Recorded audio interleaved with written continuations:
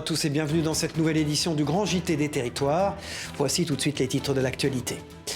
Une histoire vieille de 4 siècles et un récent classement au patrimoine mondial de l'UNESCO. Le phare de Cordouan se tourne vers l'avenir après 10 ans de travaux. La rédaction de TV7, la chaîne du groupe Sud-Ouest, nous expliquera notamment comment le roi des phares se protège du tourisme de masse. Et à l'heure d'ouvrir les cadeaux de Noël, le Grand JT des Territoires vous embarquera dans les coulisses de l'atelier de la maison Thiraud. Ce fabricant de jouets spécialisé dans les bateaux en bois réalise à la main chacune de ses pièces. Un savoir-faire pointilleux que nous dévoilera TVR en Bretagne. Et puis en fin de journal, nous prendrons la direction du Gers pour remonter dans le temps et parcourir un magnifique village fortifié. Des images spectaculaires de nos partenaires sur place, la Dépêche du Midi. Il veille sur l'estuaire de la Gironde depuis plus de 400 ans. Le phare de Cordouan est encore aujourd'hui indispensable aux bateaux et aux marins.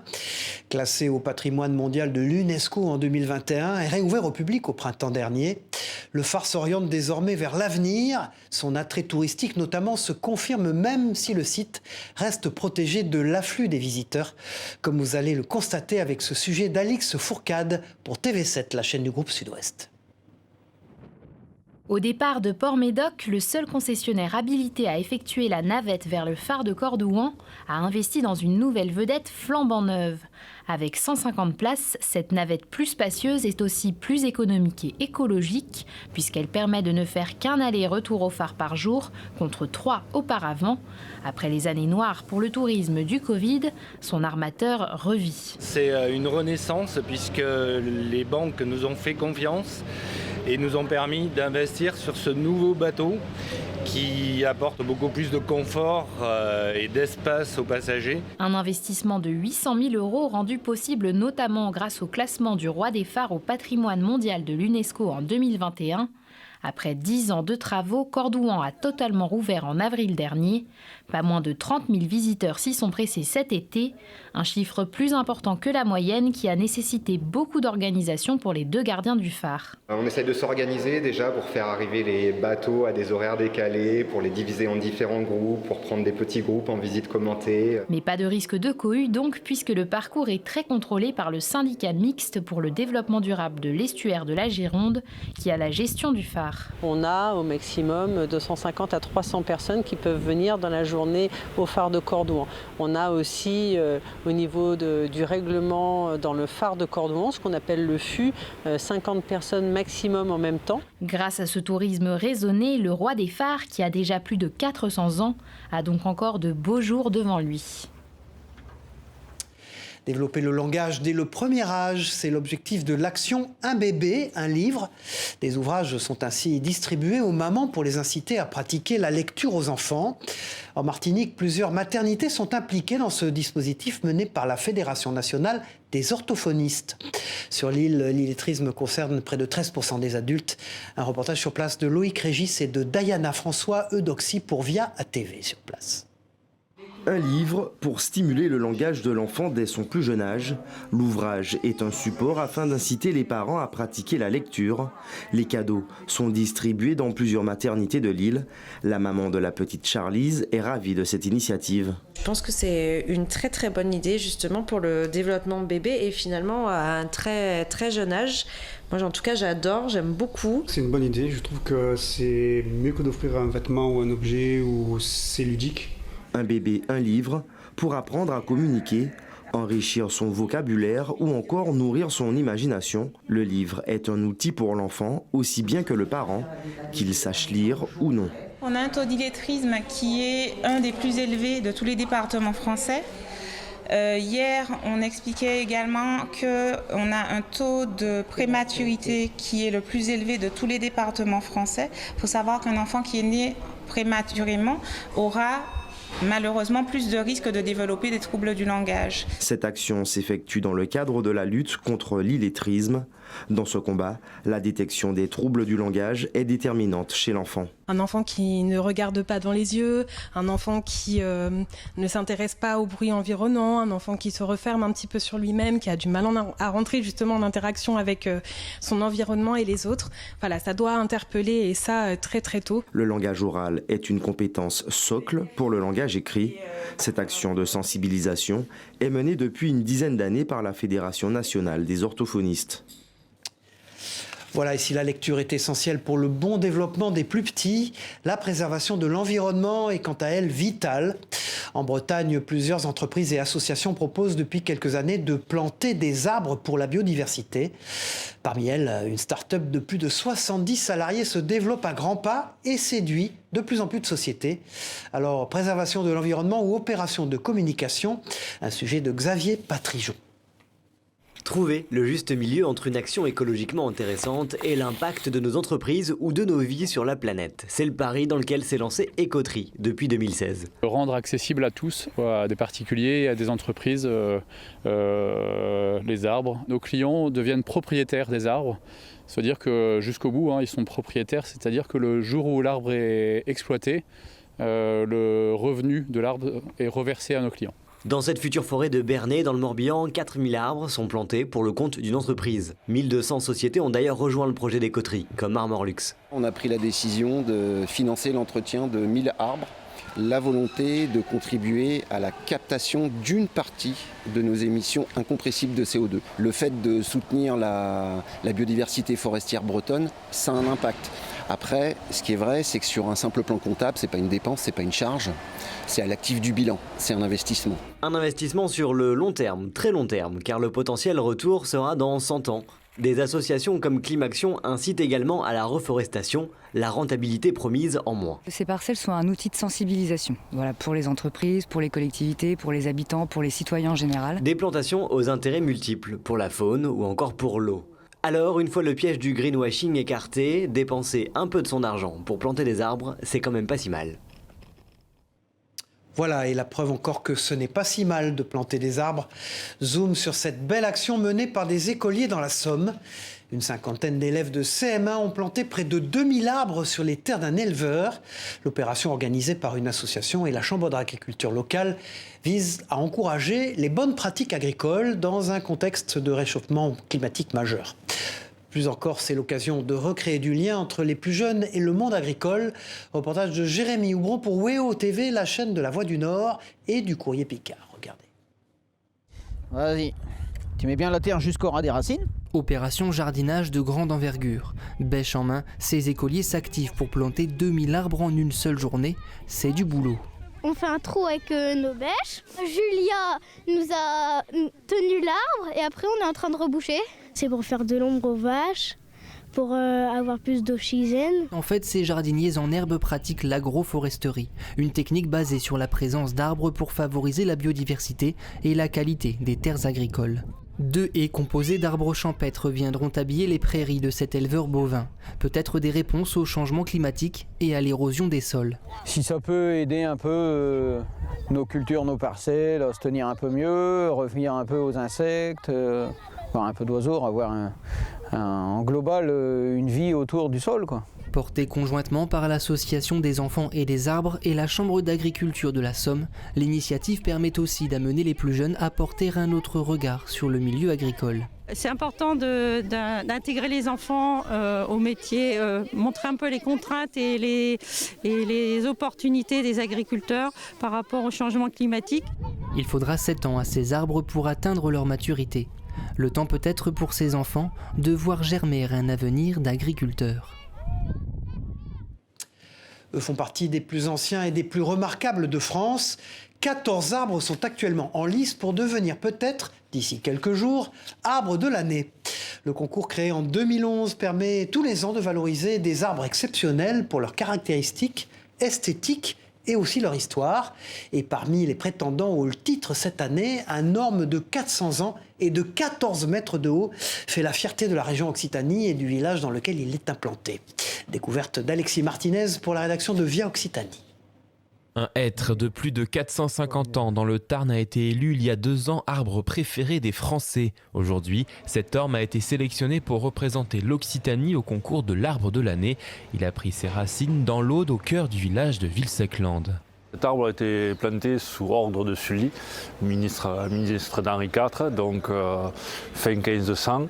Donc c'est un arbre qui a quasiment maintenant un demi-millénaire. La particularité de cet arbre, c'est au-delà de son âge, c'est que c'est le seul orme de France à avoir résisté à une maladie qui s'appelle la graphiose, qui a ravagé tous les ormes de cette époque-là. Un arbre qui fait la fierté des villageois. C'est un arbre qui est magnifique sous toutes ses formes. Il est adorable cet arbre. Hein. Ouais. Voilà, c'est pour ça que vraiment il faut le conserver. Moi ça fait 11 ans que je le regarde cet arbre, que je viens, et il est toujours aussi beau. Du haut de ses 14 mètres, il est devenu un symbole et une marque qui attire les touristes de passage. Maintenant, voilà, comme ça a dépassé le rayonnement local, il y a un rayonnement bien au-delà des frontières. On prend un rayonnement national et c'est tout un honneur pour les 1000 habitants de Villesec. Parmi les 14 arbres sélectionnés en France, l'orme de Sully est actuellement 3e, derrière l'Auvergne-Rhône-Alpes et la Bretagne. Le public a jusqu'au 4 janvier pour voter.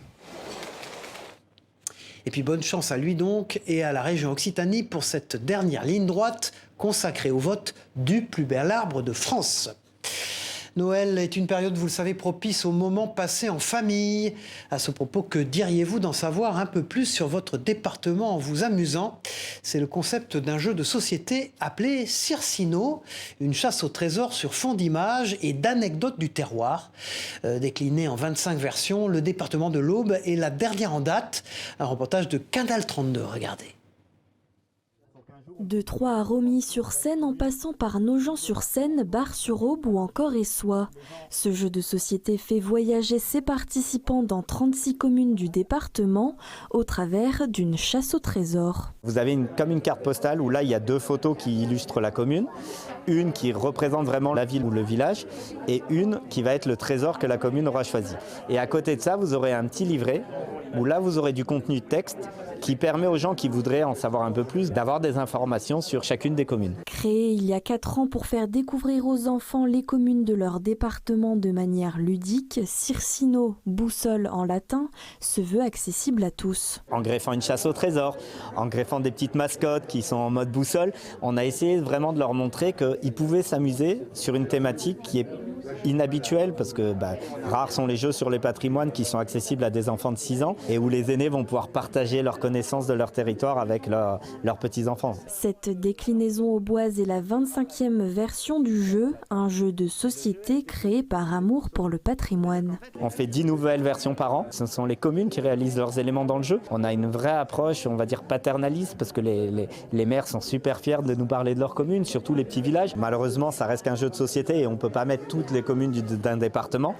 Mais on réfléchit à l'idée de faire des recharges qui nous permettront éventuellement de rajouter des communes sans avoir à racheter systématiquement un jeu. Prochaine destination, l'Est de la France, en Meurthe-et-Moselle. Voilà, et profitons de cette période riche en cadeaux pour vous faire découvrir à présent un savoir-faire local et précieux, celui de la maison Thirault. Ce fabricant de bateaux de jouets en bois exerce depuis plus de 65 ans en Bretagne. Chacune de ces pièces est confectionnée à la main et nécessite un travail minutieux en plusieurs étapes. La preuve avec ce reportage de la chaîne TVR qui a pu se glisser dans les ateliers de cette maison Thirault. Un très beau reportage, regardez.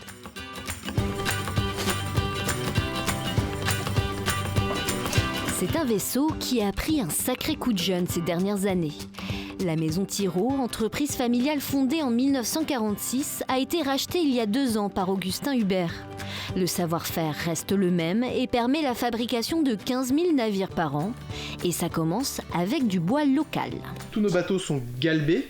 Donc on vient utiliser une autre machine qui, elle, servait à galber les chaussures et les sabots dans le temps, pour lui donner une petite forme un peu sympa. Et enfin, on doit retirer de ce morceau de bois là toutes les parties qui ne sont pas nécessaires et qui nous permettent à la fin en fait d'avoir quelque chose qui ressemble plus à un bateau. Ici on travaille encore avec ces vieilles machines. Ces vieilles machines, elles servaient à la fabrication des sabots. Elles datent du début du XXe siècle et pour les prendre en main, c'est un sacré savoir-faire. Des machines vouées à disparaître pour permettre une plus grande rentabilité. Toutes les pièces sont ensuite assemblées à la main. Il faut compter 80 étapes pour monter un navire comme celui-ci. Et ce, avec de vrais nœuds marins. Parmi les nouveaux matelots présents à bord, Guillaume Josse, arrivé en septembre. Cet apprenti en CAP menuiserie a déménagé pour travailler dans l'entreprise. Qu'est-ce qui vous plaît là-dedans ? D'être un lutin du Père Noël. de pouvoir faire plaisir aux enfants et voilà, de créer de toutes mains des pièces, des jouets, quoi, tout simplement. Ici, les salariés travaillent en 2 temps. Le bois est sculpté de septembre à janvier. Ensuite vient le printemps où la peinture et le voilage sont réalisés. C'est 4 étapes de peinture vernis, c'est 3-4 étapes de ponçage, c'est du bois, donc il y a des défauts dans le bois, il faut les retirer, il faut les reboucher, il faut reponcer. Et puis sur un bateau comme celui-ci, c'est 22 nœuds différents à faire, donc forcément ça prend du temps. Aujourd'hui, l'entreprise fabrique 6 types de navires, du simple jouet de bain au bateau conçu pour naviguer sur les bassins et les étangs. Un produit 100% made in Bretagne qui pourrait se retrouver au pied de votre sapin à Noël. Des bateaux en bois aux voitures télécommandées sur un circuit électrique dans cette édition. Connaissez-vous le slot racing? Si ce nom ne vous dit rien, eh bien ce reportage de LMTV Sarthe vous rappellera peut-être des souvenirs d'enfance. Le slot racing n'est rien d'autre qu'une course de voitures miniatures sur rail. Un jeu pour les enfants, me diriez-vous? Pas seulement, vous allez le voir avec ce reportage d'Enzo Maubert. La pratique peut-elle être aussi très professionnelle? Les yeux rivés sur la piste, ces slotters, comme on les appelle, ne quittent pas une seule seconde leur voiture des yeux. Dans le slot racing, ces bolides miniatures font la course, comme les grandes, sur un circuit électrique. Le slot racing, c'est très simple. On a entre 1 et 8 ou 15 participants en fonction de la piste. Le même nombre de voitures et après une poignée qui nous permet d'accélérer et de freiner en relâchant. Au pilote de trouver sa stratégie, mais la victoire se joue aussi dans les stands. Cette Mercedes a beau être en modèle réduit, elle a le droit à un check-up complet. Tout doit fonctionner comme sur une voiture de compétition, grandeur nature. On essaie de se rapprocher au plus de la réalité avec des changements de transmission comme on peut retrouver sur des boîtes de vitesse pour que la voiture soit plus fluide et une meilleure passage en courbe, mais tout en ayant une bonne vitesse de pointe parce que c'est quand même important d'aller vite et de maintenir cette vitesse tout au long d'un tour pour aller vite sur un tour mais aussi dans la régularité des tours. Attention tout de même à la sortie de piste, ces bolides montent parfois jusqu'à 40 km/h. Une belle vitesse de pointe qui nous conduit tout en glisse à la découverte d'un drôle de personnage dans cette édition. Jean-Yves Blondeau, c'est son nom, connu aussi sous le pseudonyme de Rollerman. Ce super-héros non officiel doit son surnom à son armure composée de 26 roues. Aussi étonnant que cela puisse paraître, cette combinaison lui permet de dévaler dans toutes les positions les routes et les pentes de sa région. Un personnage très surprenant, vous allez le voir. Des images superbes fournies par Luc Harouk pour la chaîne 8 Mont-Blanc. Accrochez-vous.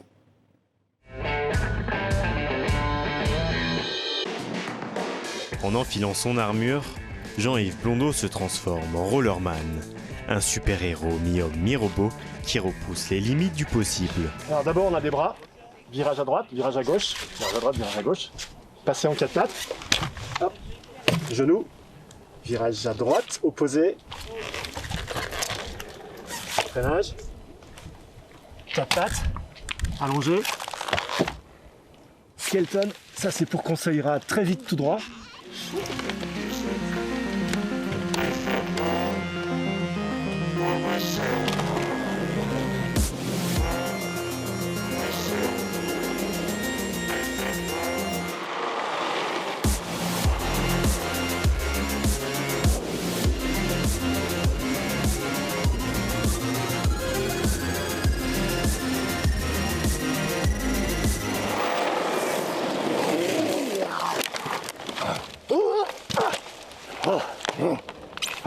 Alors, c'est la fin de la descente, on ressent quoi comme sentiment? Ça vole! C'est du vol avec de la grande vitesse. Mais pour tout comprendre de Rollerman, il faut se rendre directement dans la maison de son créateur, là où tout a commencé. Ici le stock, les rollers, les casques, les armures à vendre. Il y en a pour tous les goûts Et pour vivre des sensations uniques accrochées au bitume, Jean-Yves passe le plus clair de son temps à l'atelier. C'est ici qu'il conçoit sur mesure chacune de ses armures. La création du Buggerling, c'était une étude sur les sensations d'équilibre du corps humain et la locomotion dans l'espace. C'est une étude de design en diplôme supérieur d'art appliqué, donc en bac plus 5, où pendant 1 an, j'ai étudié le corps, l'équilibre et la locomotion. Et j'ai vu à un moment donné qu'il était possible de rouler dans toutes les positions. Et c'est comme ça que j'ai eu l'idée de créer une armure qui permet de rouler dans toutes les positions. Jouissant d'une communauté de près de 500 000 fans en Asie, Jean-Yves Blondeau est connu pour avoir tourné un film avec l'illustre Jackie Chan. Son rêve le plus fou désormais, pouvoir un jour commercialiser en Chine et à grande échelle son armure à roulettes. Allez, ralentissons désormais dans ce journal et laissons-nous porter par une balade sonore. Dans le Val d'Oise, les visiteurs et promeneurs d'Enghien-les-Bains peuvent désormais déambuler accompagnés d'informations et de bruitages. Grâce à une application guidée et géolocalisée, les auditeurs peuvent flâner autrement à la découverte de l'histoire de cette station thermale du 19e siècle. Précision et explication d'Elisa Zanetta pour Via 95 sur place. Casque sur les oreilles et téléphone en main, Alain s'apprête à partir en balade. Et c'est un tour du lac d'Enghien-les-Bains un peu particulier qu'il va faire avec l'application Les Balades Augmentées. Une promenade sonore immersive avec des sons spatialisés. Juste avant, m'expliquer que prenez votre temps, flânez, vous êtes en villégiature. Entre les bruitages et les comédiens qui lui content l'histoire d'Enghien du Second Empire aux années folles, courez au bain d'Enghien. Alain est transporté au 19e siècle. J'entends effectivement des gens parler et on entend des jetons. Donc ils sont certainement en train de jouer à des machines à sous. Cette promenade proposée par l'agglomération Plaine Vallée se nomme Aux Sources. Ça nous permettait à la fois de sortir donc une application innovante pour pouvoir donc attirer les gens, donc pouvoir faciliter la découverte des lieux, mais également donc pour pouvoir permettre la redécouverte par la population. Entre les anecdotes, les informations ou encore la musique qui se déclenche au gré de la balade et de la position du promeneur, le parcours prend vie. C'est superbe, c'est reposant. Agent d'accueil à l'Office du tourisme d'Enghien, Alain vient de finir son parcours immersif et il n'est pas déçu. On découvre Enghien en fait sous un nouveau jour. Au lieu de lire effectivement des explications, on se laisse bercer d'une part par la musique. On est invité à aller vers tel ou tel endroit. On entend des sons, on entend des bruits. Au total, 2 parcours sonores sont proposés par l'agglomération et une 3e promenade sera présentée fin mai 2023. Basée en forêt de Montmorency, elle sensibilisera les enfants et les familles à la biodiversité. 250 ans plus tard, sa recette à base de 130 plantes reste encore secrète. La chartreuse, cet élixir mystère à la couleur toute particulière, se dévoile quelque peu dans un musée consacré à son histoire. Les visiteurs sont conviés à découvrir l'univers de cette liqueur, de ses plantes et de ses inventeurs, les moines chartreux. Visite guidée d'Arthur Glory de la rédaction de Télé Grenoble. En toutes lettres, il est mentionné qu'en cas de malaise, demandez à vos parents un morceau de sucre imbibé d'élixir végétal. Son utilisation a quelque peu changé, mais la chartreuse reste un mystère. Depuis 1936, c'est ici, à Voiron, que la vertéore était distillée. Mais depuis peu, les énormes foudres ont laissé place au musée, 2500 mètres carrés d'exposition pour entrer dans l'intimité de la liqueur iséroise. En 1737, le manuscrit est envoyé à la Grande Chartreuse, donc dans la région, et là, d'autres moines vont reprendre le travail de ces plantes pour finalement créer l'élixir végétal tel qu'on le connaît aujourd'hui en 1764. Pendant 1h15, Marilyn raconte l'histoire du breuvage des pères chartreux. Avec les plus de 1200 objets de l'exposition, les visiteurs remontent le temps. L'idée, c'était concentrer toutes les plantes médicinales connues à l'époque en un médicament, un élixir qui soignerait tout. Et les liqueurs, elles sont arrivées vraiment plus tard, en 1840, pour le plaisir du palais. Dans ces caves vieillissaient 2 millions de litres, mais avec la production délocalisée au cœur du massif de Chartreuse, à Entre-deux-Guiers, un seul foudre de 30 000 litres reste plein. Le foudre numéro 147, le dernier propre au site de Voiron. Au moment du départ, les moines nous ont fait un beau cadeau. Ils ont créé cette liqueur du foudre 147, qui est un assemblage de liqueurs chartreuses vertes et jaunes. Mélange d'histoire et de modernité, les caves de Chartreuse ont été entièrement réhabilitées pour proposer à leurs visiteurs une expérience unique. 200 espèces végétales viennent attirer l'œil et le nez des plus curieux. Pourtant, personne ne sait si elles sont utilisées dans le précieux élixir. Tout au long du parcours, on fait la part belle aux végétales, aux plantes. Voilà, les plantes sont essentielles dans la fabrication de la liqueur. Et donc on retrouve tout au long du parcours à peu près 200 espèces végétales présentées. Fin de la visite et place à la dégustation. Élixir, verte, jaune et même infusion, les papilles sont en émoi devant cette robe couleur chartreuse qui depuis plus de 400 ans dévoile tous ses arômes sans jamais trahir ses secrets. Allez, refermons ce journal avec de l'histoire encore et ces très belles images que nous offrent nos partenaires de la Dépêche du Midi, de la cité médiévale de La Ressingle dans le Gers. Ce petit village fortifié est une pure merveille pour les yeux, bâti au XIIIe siècle, un véritable trésor architectural. Écoutez ces quelques précisions recueillies par Clément Gassi. On a vraiment l'archétype du Castelnau même, avec au centre du village un château et tout autour des maisons qui sont ici construites directement adossées contre le rempart. Dans de nombreuses maisons, on va retrouver d'anciennes meurtrières qui laissent entendre que la population devait sûrement un service de garde pour protéger le village. Voilà, c'est la fin de cette édition du Grand JT des Territoires. Merci de nous avoir suivis. On se retrouve très vite pour une nouvelle édition. Au revoir à tous.